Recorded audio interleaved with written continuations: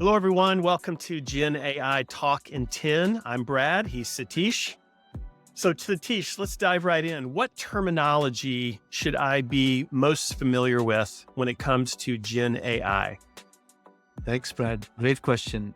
This terminology bit is really important, right?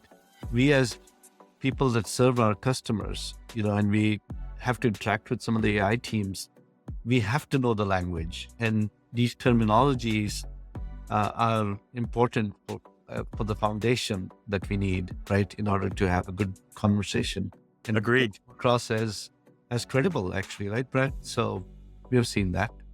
So Brad and I here are sharing some of the terms. And if you have questions, you can always reach out. But let's start with the basics, right? What's a model? What's an AI model? You might have heard the term before. It's simply a program. It's a sophisticated program, of course, that has been trained on a set of data to recognize patterns, make decisions, generate content even, like we discussed, right? Without human intervention in most cases. If you go back to traditional AI, there might be some human intervention for things like labeling data, but most of the work is done by the program or the model by using some of that data. And then let's now go to foundational model, right? Foundational models are pre-trained models. These are trained already on the data that serve as the basis for the generative AI platforms. These models are typically trained on huge, diverse, and extensive data sets, right? That's what makes them foundational models, because there's a lot of foundational data that goes into the model and huge amounts of data, right? And computational power that's needed. Now let's talk about large language models. How is that different? Well, it's a type of AI program that can understand, respond, and generate English language text and images and audio, video. Not just English language. Now it's able to actually do more than English language. It can actually translate different languages. It can use different languages as input, right? But for us based in the US, that's why I said English language, because most of us use that. It's knowledge to provide the responses to the questions we might ask, or prompts, as we will talk about shortly, comes from the large volume of data that has been trained over time. Some of this training can take years, if not months, right? A special case of the large language model is something called a small language model. Now, why would somebody use a small language model compared to a large language model? Remember what I said about large language model. It is very expensive, very expensive. You're talking billions of dollars in some cases to create a large language model, right? So what companies are doing is they don't need a large language model that has been trained on the internet, because theirs is a specific use case, specific domain, right? Let's say it's a bank or an insurance company. Why does it need to know anything about manufacturing or supply chains per se, right? So what they do is they actually create a small language model. Basically, think of it as a subset of the data that was used to train the large language model. But in this case, it's a domain-specific model, or maybe a task-specific model. I mean, there are various ways to look at this. These are custom-built models, usually, right? These small language models. So there we go. Anything to add? Yeah. Yeah, what the word token gets used a lot when describing the size and the breadth of these models. Can you explain that? Token is the basic element, right, with which the models are able to take data in and communicate back, right?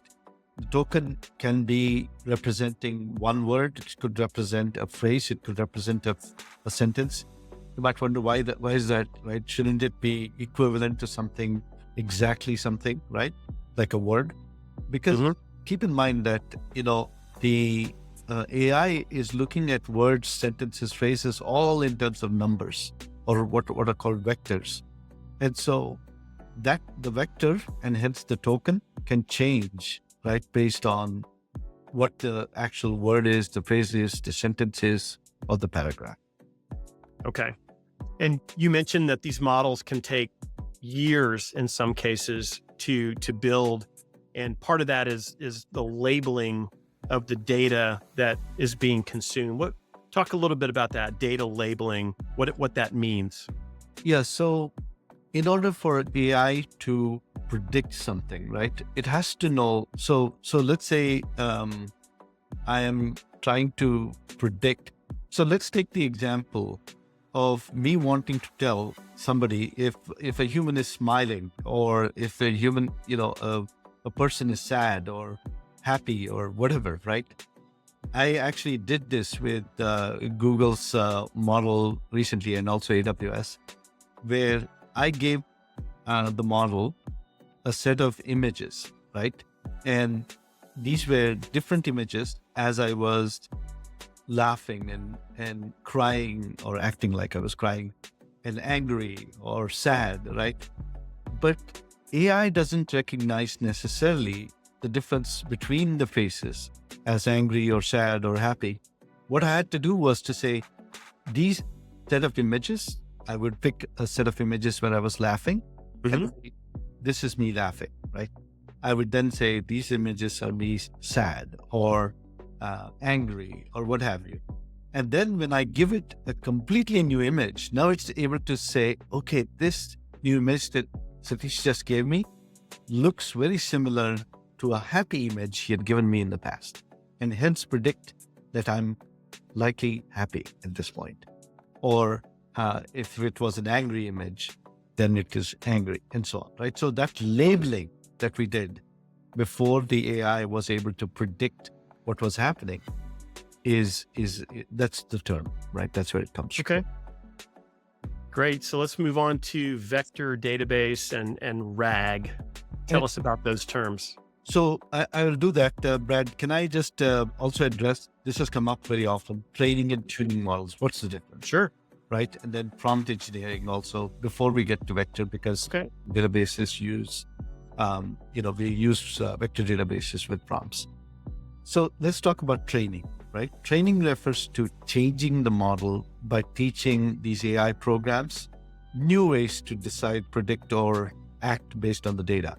So if I have trained the model, let's say I've spent years training a model, I want now for it to do something different, or I want to update that data that used to be in that model, right? Now, in order to do that, I have to train the model again, and that might take weeks, months, years, based on how much data there is.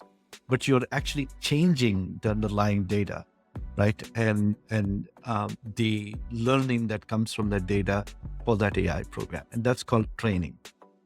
Tuning is different. Tuning is where, think of this almost like tweaking versus really dramatically changing the model, right?